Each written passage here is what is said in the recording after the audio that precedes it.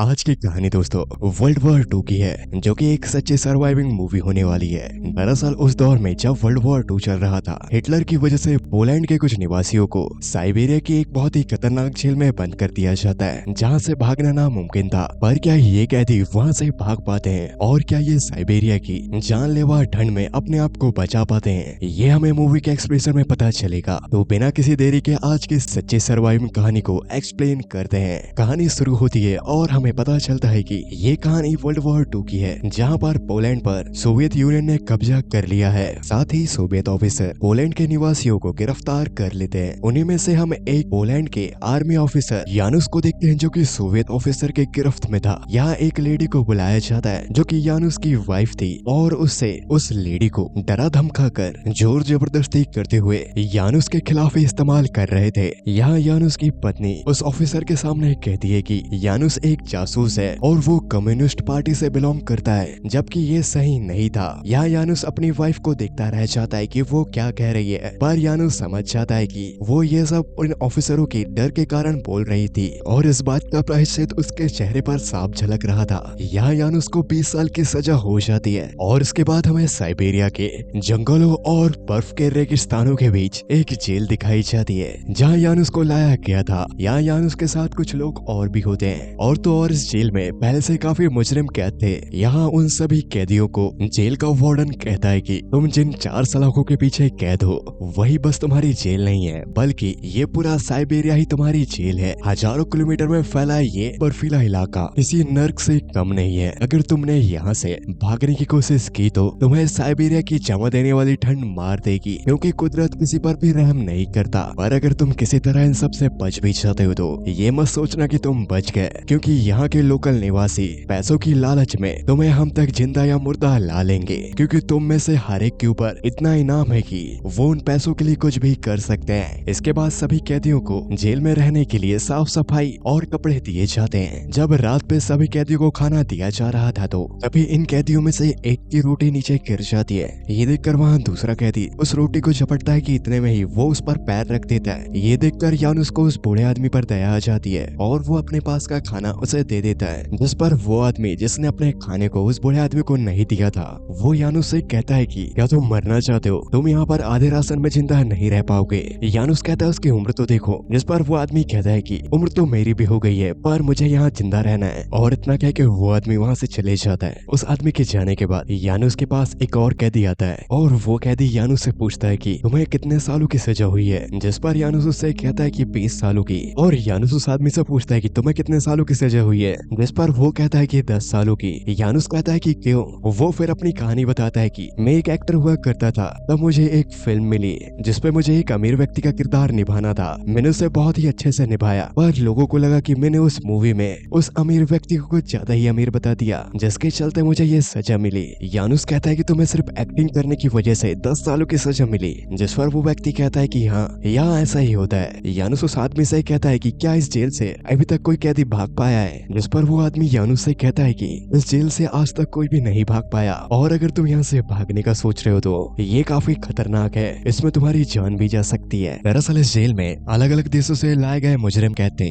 और इनमें से कुछ क्रिमिनल्स भी होते हैं। अब इन लोगों को जेल में आए हुए कुछ दिन बीत जाते हैं। एक रात वही एक्टर यानुस को लेकर जेल के पीछे जाता है, और उसे दिखाते हुए बताता है कि यही रास्ता हमें भागने के काम आएगा। मैं काफी समय से तुम्हारी तरह एक साथी की तलाश में था, जो कि मेरा साथ दे सके। यानुस कहता है कि हम जाएंगे कहाँ? चारों तरफ वैसे ही सोवियत का कब्जा है। जिस पर वो एक्टर कहता है कि हम दक्षिण की ओर बॉर्डर पार करके मंगोलिया पहुंच जाएंगे, और जहाँ तक मेरी जानकारी है, अब तक मंगोलिया पर सोवियत लोगों ने कब्जा नहीं कर पाया है। पर हमें यहाँ से निकलने के लिए सर्दियाँ खत्म होने का इंतजार करना पड़ेगा, क्योंकि अगर हम अभी यहाँ से भागते हैं तो साइबेरिया की जमा देने वाली ठंड हमें मार डालेगी। और क्योंकि साइबेरिया से मंगोलिया हजारों किलोमीटर दूर है, और सफर के दौरान में हमें खाना और जरूरत की चीजें ही जिंदा रख पाएंगी, तो तब तक हमें उन्हें इकट्ठा करना होगा। और इसके बाद ये हर दिन अपने लिए थोड़ा थोड़ा खाना इकट्ठा कर रहे थे। यहाँ इन सभी कैदियों से काम कराया जाता है। ये हर दिन जेल से जंगल जाते हैं, लकड़ियाँ काटते हैं, और जेल वापस आ जाते हैं। ऐसा ये रोज किया करते थे।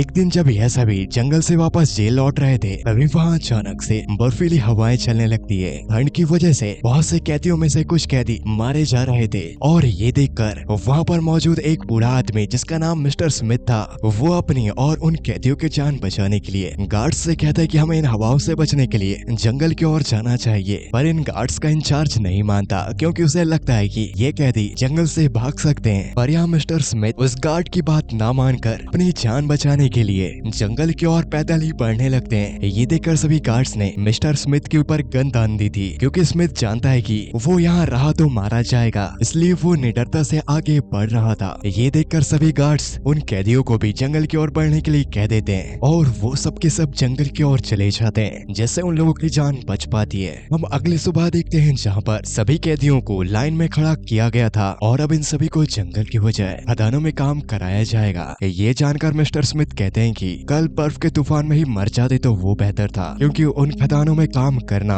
नर्क से भी बदतर है। और जब ये लोग खदानों पर काम कर रहे थे तो हम देखते हैं कि वहाँ बहुत ज्यादा पॉल्यूशन था, साथ ही कभी भी इनके ऊपर उस खदान के गिरने का खतरा होता था। इस खदान में काम कर कर यानुस डर चुका था और उसे अपने घर का हेलुसिनेशन हो रहा था, जहाँ वो देखता है कि उसके सामने उसके घर का दरवाजा है और उस दरवाजे की चाबी उस पत्थर के नीचे है। यानुस उस चाबी को लेने के लिए बढ़ रहा था, साथ ही वो यहाँ सुरंग में भी बढ़ रहा होता है, जिसकी वजह से उसके सामने एक सिपाही था जिसने उस पर गन तान दी थी और वो उसे मारने ही वाला होता है कि अभी यहाँ पर मिस्टर स्मिथ आकर यानुस की जान बचाते हैं और वो यानुस से कहते हैं कि ये तुम क्या कर रहे हो, ऐसे में तुम मारे जाओगे। जिस पर यानुस कहता है कि मुझे यहाँ से निकलना है और किसी भी तरह अपने घर जाना है। मैं एक एक्टर को जानता हूँ जिसके पास एक प्लान है। जिस पर मिस्टर स्मिथ कहते हैं कि वो एक्टर झूठा है, जब मैं नया नया इस जेल में आया था तो उसने भी मुझसे यही कहा था, लेकिन मैं तुम्हारे साथ चलने के लिए तैयार हूँ क्योंकि मैं तुम्हारी एक कमजोरी जानता हूँ। वो कहता है कि क्या, जिस पर मिस्टर स्मिथ कहते हैं कि तुम्हारी इंसानियत। मिस्टर स्मिथ वही बूढ़ा आदमी था जिसने की अपना खाना उस बूढ़े आदमी को नहीं दिया था, पर यानुस ने अपने पास का खाना उसे दिया था। ये देखकर मिस्टर स्मिथ जानता है कि यानुस उसे कभी भी धोखा नहीं देगा और ना ही इस सफर में उसका साथ छोड़ेगा। वक्त के साथ साथ कुछ लोग इकट्ठा हो जाते हैं जो कि यानुस का यहाँ से भागने में साथ देंगे। ये कुल 7 लोग थे, जिनमें होते हैं यानुस, एक एक्टर, मिस्टर स्मिथ और एक आर्टिस्ट। यहाँ तक कि एक क्रिमिनल भी इनके साथ जुड़ जाता है और साथ ही कुछ 2 लोग और भी थे।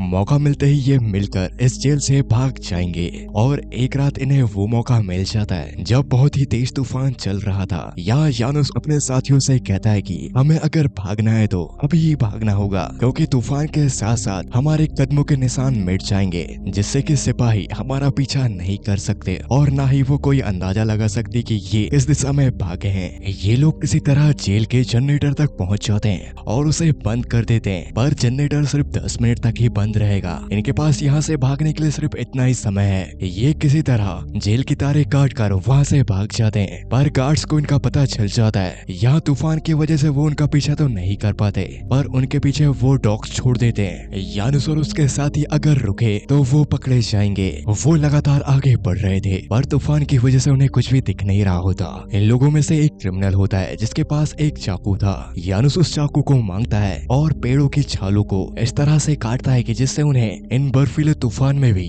देखने में आसानी जाए। ये उन मुकुटों की मदद से तूफान में धीरे धीरे आगे बढ़ रहे थे। ये लोग पूरी रात चलते हैं और सुबह होते ही तूफान खत्म हो जाता है। ये जेल से काफी दूर आ चुके थे, पर अभी भी इन्हें गार्ड्स का खतरा होता है। पर ये लोग जिस बर्फ की मोटी परत से होकर आगे बढ़ रहे थे वो इतनी मोटी थी कि यहाँ तक गार्ड्स इनका पीछा नहीं कर पाएंगे। और ये सुबह एक जगह रुककर देखते हैं कि इनके पास खाने का राशन कितना है। वो लगभग 1 हफ्ते का राशन होता है, जो कि इनके लिए बहुत कम है क्योंकि इनका सफर काफी लंबा होने वाला है। इन्हें कई महीनों तक चलना होगा और फिर ये लोग आगे बढ़ना शुरू करते हैं। यानुस यहाँ दिशा का अंदाजा अपनी परछाई से लगाता है, क्योंकि इन्हें साइबेरिया की बॉर्डर पार कर कर मंगोलिया पहुंचना है। तो ये लगातार दक्षिण की ओर बढ़ रहे थे, जो यहाँ से हजारों किलोमीटर दूर है। अब रात होने वाली होती है तो ये एक जगह पर रुक जाते हैं। इनमें से जो क्रिमिनल होता है वो उन सभी को कहता है कि अगर हमें आगे और चलना है तो हमें खाना या मांस कुछ भी चाहिए होगा, वरना हम चल नहीं पाएंगे। जिस पर वहाँ मौजूद दूसरा साथी कहता है कि मुझे जाल बिछाना आता है, हम जाल बिछाकर कुछ खाने का इंतजाम कर सकते हैं। पर यानुस कहता है कि नहीं, हम एक जगह पर इतना नहीं रुक सकते, हमें लगातार आगे चलना होगा। यह क्रिमिनल फिर से कहता है कि हम गाँव चलते हैं, वहाँ हमें खाने का कुछ मिल जाएगा। पर यानुस कहता है कि वहाँ हमें कोई खाना नहीं देगा और हो सकता है हम पकड़े जाएं। तो क्रिमिनल कहता है कि हम खाना चुरा लेंगे। यहाँ कोई भी क्रिमिनल की बात नहीं मान रहा था। यानुस इन सभी से कहता है कि आज रात बहुत ठंड होने वाली है, तो सभी को बहुत सारी लकड़ियाँ लानी है। तो ये लोग सभी लकड़ियाँ लाने चले जाते हैं। इनमें से एक आदमी ऐसा था जिसे रात होने पर दिखाई दिखाई नहीं देता। और जब रात हो जाती है, सभी लोग लकड़ियां लेके लौट जाते हैं, तो इनमें से एक साथी कम था और इनमें से एक व्यक्ति ही ये जानता था कि जो इनका साथी अभी तक नहीं लौटा है उसे रात पे दिखाई नहीं देता। ये बात वो सभी को बता देता है और ये जानकर सभी लोग उस आदमी को ढूंढने लगते हैं। काफी ढूंढने पर, आवाज लगाने पर वो इन्हें कहीं भी दिखाई नहीं देता और सुबह होते ही इनमें से एक व्यक्ति को पास ही वो आदमी दिखाई देता है जो कि इनके काफी करीब आ चुका था, पर वो रात में इन तक नहीं पहुंच पाया और ठंड की वजह से जमकर मर गया। ये लोग उसे वहीं दफना कर अपने आगे के सफर को जारी करते हैं। अब इन्हें चलते हुए काफी दिन बीत जाते हैं। बर्फीला इलाका काफी पीछे छूट गया है। अब यहाँ आसपास सिर्फ जंगल होते हैं। ये उन जंगलों में भटकते हुए कई दिनों से भूखे प्यासे बस चले जा रहे थे और इन्हें दक्षिण की ओर जिस झील की तलाश थी वो इन्हें अब तक नहीं मिली होती। और इन लोगों के प्लान के मुताबिक ये जितने दिनों से चल रहे हैं उस हिसाब से इन्हें एक हफ्ते पहले ही उस झील तक पहुंच जाना था। यहाँ जब हम इन लोगों की हालत देखते हैं तो कई दिनों से ठीक से खाना न मिलने की वजह से ये काफी कमजोर हो जाते हैं। और जब रात पे ये एक जगह पर रुककर आराम कर रहे थे तो अभी इन्हें जानवरों की आवाजें सुनाई देती हैं। और जब ये उस ओर जाके देखते हैं तो वहाँ कुछ भेड़ियों के झुंड ने एक हिरण को शिकार बनाया था और उसे खा रहे थे। ये लोग ये देखकर उन भेड़ियों को वहाँ से भगाकर उस शिकार को जानवरों की तरह खाने लगते हैं, क्योंकि ये कई दिनों से भूखे थे और अगर ये ऐसा नहीं करेंगे तो ये सब के सब मारे जाएंगे। इसके बाद यानुस ये फैसला लेता है कि वो आगे खुद जाकर झील ढूंढेगा और वापस आकर अपने साथियों को यहाँ से लेके जाएगा, क्योंकि वो लोग इस हालत में नहीं होते कि वो आगे चल सके। वो जाने से पहले अपने साथियों को कहता है कि अगर मैं एक हफ्ते में ना लौटूं तो समझ जाना कि मैं अब नहीं रहा। और यानुस अकेला ही उस झील की तलाश में निकल जाता है। कई कठिनाइयों का सामना करने के बावजूद वो भूखा प्यासा लगातार आगे बढ़ रहा था और इस सफर में उसे कई बार अपने घर के हेलुसिनेशन हो रहे थे, जहाँ वो वही दरवाजा और पत्थर के नीचे रखी चाबी को देखता है। और फिर हमें दिखाया जाता है कि यानुस बड़ी ही मुश्किल से अपने साथियों तक वापस लौट जाता है और वो बहुत ही बुरी हालत में था, पर वो बेहोश होने से पहले अपने साथियों को ये बता देता है कि मैंने उस झील को ढूंढ लिया, वो यहाँ से 3 दिनों की दूरी पर है। इतना कहते ही यानुस यहाँ बेहोश हो जाता है। यानुस के साथी उसे बचाने के लिए आग जलाते हैं और उसे खाना खिलाते हैं। कुछ दिनों बाद जब यानुस ठीक हो जाता है तो ये सभी उस झील की ओर बढ़ चलते हैं और अब उन्हें वो झील दिख चुकी थी। और जब ये उस झील की ओर बढ़ रहे थे तो तभी इन्हें ऐसा लगता है कि इनका कोई पीछा कर रहा है। और जब ये लोग उसे पकड़ते हैं तो वो एक लड़की होती है। वो इन्हें बताती है कि वो एक पुलिस है और वो अपनी जान रस्सियों से बचा रही है। वो इन लोगों से मदद मांगती है। वो चाहती है कि वो लोग इसे अपने साथ शामिल कर लें, पर क्योंकि इनके पास खाना बहुत ही कम है और इनमें से इस बात के लिए कोई भी राजी नहीं होता कि वो उस लड़की को अपने साथ लेके जाएं, क्योंकि ये अपना खाना नहीं बांट सकते और न ही ये अपने साथियों में एक और साथी को जोड़कर अपनी रफ्तार धीमी कर सकते। इसलिए ये लोग उस लड़की को वहीं छोड़कर आगे बढ़ जाते हैं। कुछ ही देर बाद ये उस झील तक पहुंच जाते हैं। वहां पहुंचकर ये लोग देखते हैं कि झील के किनारे दलदल में एक हिरण फंसा हुआ है और ये लोग उसे बड़े ही आसानी से शिकार बना लेते हैं। अब क्योंकि इनके पास पर्याप्त खाना था, ये देखकर इनमें से एक आदमी को उस लड़की का ख्याल आता है कि वो भी भूखी होगी, इसलिए वो उसे बुलाने चले जाता है। और रात होते होते वो उस लड़की को ले आता है और अब वो लड़की भी इनके दल में शामिल हो जाती है। ये रात में पेट भर खाना खाकर चैन की नींद सोते हैं। कई दिनों बाद इन्होंने अच्छे से खाना खाया है और ये फिर अगली सुबह के होते ही अपने सफर को जारी कर देते हैं। अब इनके साथ इस सफर में इरेना भी होती है। हाँ, आपने सही सुना, उसका नाम इरेना था।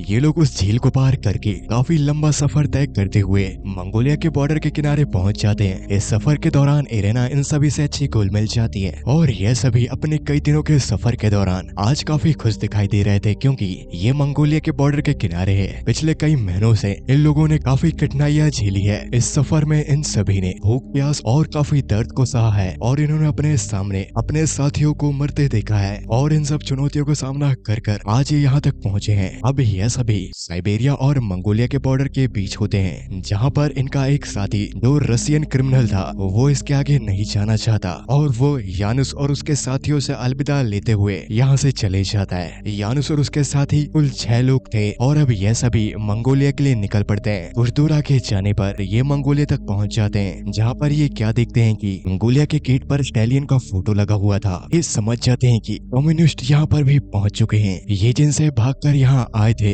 उनका कब्जा यहाँ पर भी है और यहाँ इन लोगों को लगता है कि सब कुछ खत्म हो गया। और इसके बाद ये वहाँ से आगे बढ़ चलते हैं और अब ये सभी फैसला करते हैं कि ये चाइना से होकर तिब्बत जाएंगे और उसके बाद इंडिया, क्योंकि इंडिया पर इस दौर पर ब्रिटिश का राज था। क्योंकि इन लोगों ने यहाँ तक पहुँचने के लिए काफी महीनों तक चला है। इन्होंने 5,500 किलोमीटर जितनी दूरी तय कर ली है और अब इन्हें इंडिया जाना है। इंडिया का रास्ता इतना आसान नहीं होने वाला। इन्हें रेगिस्तान से होते हुए हिमालय के पर्वतों को पार कर कर इंडिया पहुंचना होगा, जो बिल्कुल भी आसान नहीं होने वाला। यह सभी अपने सफर पर निकल जाते हैं। अब इनके रास्ते पर बिहार और वीरान रेगिस्तान था, जहाँ से होकर ये लोग जा रहे थे। यहाँ पर जीवन का दूर दूर तक कोई नामो निशान नहीं था और इस रेगिस्तान में चलते हुए अब इनके पास पानी भी खत्म हो चुका था। काफी दूर आ जाने पर अब इनके शरीर में डिहाइड्रेशन मतलब पानी की कमी होने लगती है। तभी यहाँ पर मिस्टर स्मिथ को पूर्व की ओर कुछ पेड़ दिखाई देते हैं और उन्हें लगता है कि वहाँ पर जरूर कोई ना कोई पानी का स्रोत होगा। पर यहाँ यानुस कहता है कि वो आंखों का धोखा भी हो सकता है। पर यहाँ मिस्टर स्मिथ यानुस की बात नहीं मानते और जिस और उन्होंने कुआं देखा था उस और पढ़ने लगते हैं। उनके साथ बाकी लोग भी जाने लगते हैं। ये देखकर यानुस भी उनके पीछे जाता है। कुछ दूर ही चलने पर ये देखते हैं कि वहाँ पर एक कुआं है और कुआं देखते ही सबके सब पानी को पीने लगते हैं, क्योंकि ये काफी प्यासे थे। पानी पीकर इन्हें राहत मिलती है और ये कुछ देर यहाँ पर आराम करने रुक जाते हैं। और फिर रात होने पर इनमें से एक साथी कहता है कि हमें कुछ दिन यहीं रुक जाना चाहिए। पर यानुस उन्हें कहता है कि हम अगर यहाँ रुके तो भूख के कारण मर जाएंगे, हमें चलते रहना चाहिए। पर ये लोग यानुस से कहते हैं कि अब हम आगे नहीं चल पाएंगे, क्योंकि ये बिना कुछ खाए कई दिनों से चल रहे हैं और ये सभी कमजोर हो चुके हैं। पर यानुस कहता है कि हम सब जरूर आगे बढ़ेंगे। अगली सुबह होते ही ये सभी बहुत सा पानी पीकर और अपने साथ कुछ पानी यात्रा के लिए ले जा लेते हैं। इनकी मंजिल अभी कोसों दूर थी और उनके बीच काफी बड़ा रेगिस्तान था जिसे इन्हें पार करना है। ये लगातार आगे बढ़ रहे थे। कई बार ये रेतीले तूफान का भी सामना करते हैं, पर फिर भी ये लगातार आगे बढ़ रहे थे। सफर के दौरान यहाँ वो लड़की बार बार बेहोश हो जा रही थी, क्योंकि वो कमजोर होने के साथ साथ उसके पैरों में काफी दर्द हो रहा था। पर वो अपने साथियों को धीमा नहीं करना चाहती थी, इसलिए वो उठकर फिर से चलने लगती है और वो कुछ दूरी आगे चलती है और वो दोबारा बेहोश हो जाती है। वो अपने दर्द को नहीं सह पाती और वो इस रेगिस्तान में अपना दम तोड़ देती है। ये लोग उसे वहीं दफना कर आगे बढ़ते जा रहे थे। अब ये लोग 5 ही बचे थे, पर तभी इनमें से एक और की मृत्यु हो जाती है, जो कि एक आर्टिस्ट था। और अब ये 4 ही बचे हैं। ये कई महीनों से लगातार चल रहे थे और अब ये रेगिस्तान के एक ऐसे छोर में आ चुके थे जहाँ से कुछ ही दूरी पर इन्हें पहाड़ दिखाई दे रहे थे। पर इनके पास अब इतनी भी ऊर्जा या एनर्जी नहीं बची कि वहाँ तक चले जाएं। और मिस्टर स्मिथ तो खड़े होने की भी हालत में नहीं थे। यहाँ यानुस अपने 2 साथियों को कहता है कि तुम आगे जाकर पानी ढूंढो और वहाँ हमारा इंतजार करो। यानुस मिस्टर स्मिथ को लेकर रात तक उन तक पहुँचता है, जहाँ पर यानुस के साथियों को भी पानी नहीं मिला था। पर अगली सुबह ढूंढने पर इन्हें वहाँ पानी मिल जाता है। ये कुछ दिन यहीं बिताते हैं और अपने शरीर को थोड़ा आराम देते हैं और इन्हें यहाँ कुछ दिन बीत जाते हैं। यानुस मिस्टर स्मिथ से कहता है कि अब हमें हिमालय को पार करना है। पर मिस्टर स्मिथ कहते हैं कि तुम मुझे यहाँ छोड़कर चले जाओ, क्योंकि वो काफी कमजोर हो चुके थे। और फिर हम अगली सुबह देखते हैं जहाँ पर मिस्टर स्मिथ अपने साथियों के बारे में सोचकर खुद ही अकेले आगे बढ़ने लगते हैं। ये देखकर यानुस और उसके बाकी साथी भी आगे अब हिमालय की ओर बढ़ने लगते हैं। कुछ दिनों तक लगातार चलने के बाद ये ग्रेट वॉल ऑफ चाइना तक पहुंच जाते हैं और ये ग्रेट वॉल ऑफ चाइना से होते हुए बर्फीले इलाके को धीरे धीरे कर पार कर रहे थे। और अब ये हिमालय की पर्वत श्रृंखलाओं तक पहुंच जाते हैं, जहाँ इन्हें कुछ तिब्बतीय निवासी मिलते हैं और वो इन्हें लेकर तिब्बत पे रहने वाले मोंग यानी संतों के पास ले जाते हैं। ये तिब्बतीय निवासी यानुस और उसके साथियों को रहने की जगह और खाना देते हैं और वो इन लोगों को बताते हैं कि इंडिया तक जाने के लिए यहाँ से सिक्किम से होकर एक रास्ता जाता है, पर अगर तुम अभी उस रास्ते से जाते हो तो सर्दी का मौसम होने की वजह से उस रास्ते पर बहुत से तूफान आते हैं, जिनकी वजह से तुम वहीं फंस जाओगे। सर्दी खत्म होते तक तुम यहाँ रुक सकते हो, यहाँ तुम्हारा अच्छे से ख्याल रखा जाएगा। और ये कहकर वो सब वहाँ से चले जाते हैं। यानुस अपने साथियों से कहता है कि मैं यहाँ नहीं रुक सकता, अगर हम एक बार यहाँ रुक गए तो थक जाएंगे और आगे नहीं जा पाएंगे। यहाँ मिस्टर स्मिथ यानुस और अपने साथियों को बताते हैं कि मैं चाइना जाऊंगा, वहाँ पर यूएस मिलिट्री का प्रोग्राम चालू है, जिसकी मदद से मैं सीधा अमेरिका जा सकता हूँ, क्योंकि मिस्टर स्मिथ एक अमेरिकन होते हैं। और रात को यह सभी यहीं पर सो जाते हैं और अगली सुबह यानुस और उसके साथी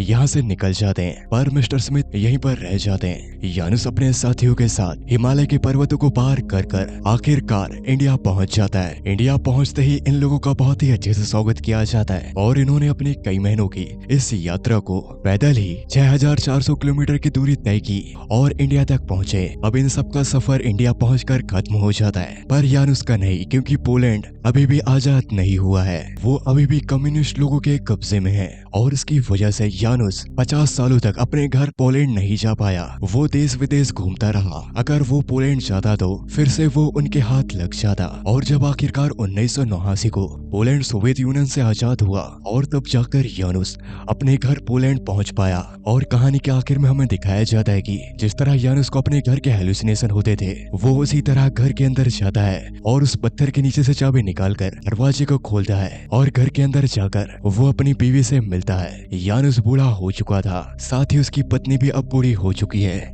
यानुस ने कभी हार नहीं मानी और अपनी पत्नी और घर तक आखिरकार पहुंच गया। और इसी के साथ ये कहानी यहाँ पर समाप्त हो जाती है। ये पूरी कहानी 1939 की थी, जब हिटलर की वजह से कई लोगों को बंदी बना लिया गया। मैं उम्मीद करता हूँ आप लोगों को ये कहानी पसंद आई होगी।